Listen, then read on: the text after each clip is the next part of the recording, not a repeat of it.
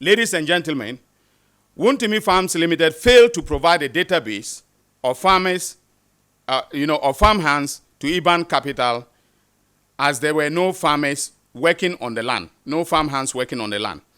According to witnesses, Chairman Wontumi, as CEO of Wontumi Farms Limited, insisted and put pressure on IBAN Capital and Exim Bank to transfer the 400,000 meant for the workers to Wontumi Farms Limited on the basis that the youth who were involved in Galamsey were not used to complex electronic payment systems and wanted to be paid in cash.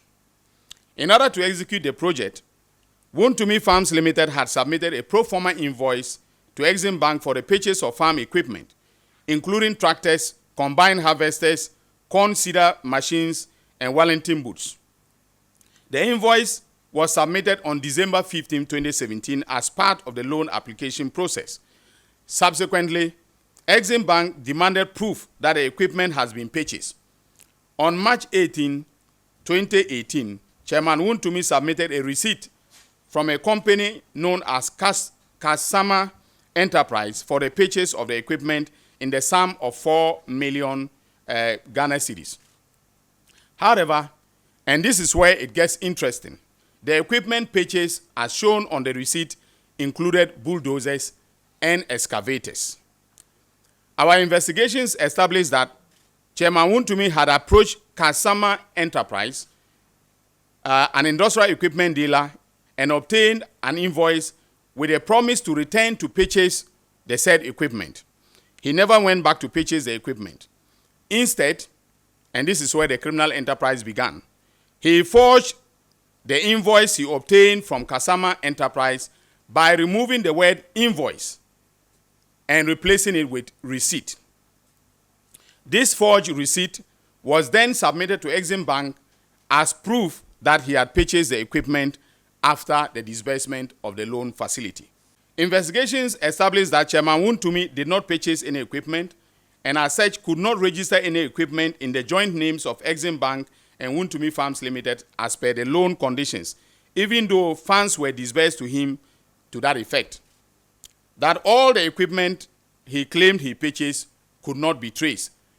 Investigations established that though Chairman Wontumi submitted the forged receipt to Exim Bank, he stated during interrogation that he purchased second-hand brand new, whatever that means, second-hand brand new equipment, and that the receipts of all the purchases, including the documents on the equipment, were all sent to Exim Bank. However, Exim Bank has confirmed that neither Chairman Wontumi nor Wontumi Farms Limited submitted any documents covering the purchase of the required equipment except the forged receipts. In fact, when our investigators went to the ground, they realized that there were some obsolete, decrepit machines on the side, tractors dating back that were manufactured in the 1970s, and that were not functioning, were the ones that had been placed on the farm. So this was definitely a grand scheme designed to defraud Exim Bank. It is clear from our investigation that Chairman Wontumi and his company, Wontumi Farms Limited, made fraudulent misrepresentations to Exim Bank with a view to obtaining the loan facility, and in fact did obtain the loan facility. The equipment they represented were to be purchased were never procured. The farming enterprise never materialized, and so no young persons were employed in Asare Nkwanta in the Ashanti region. But more importantly, the company and its director and CEO forged a receipt in order to deceive Exim Bank that they were in compliance with the loan conditions. These are not mere breaches of a contract, but constitute acts of criminality by no means a person than the regional chairman of the then ruling party.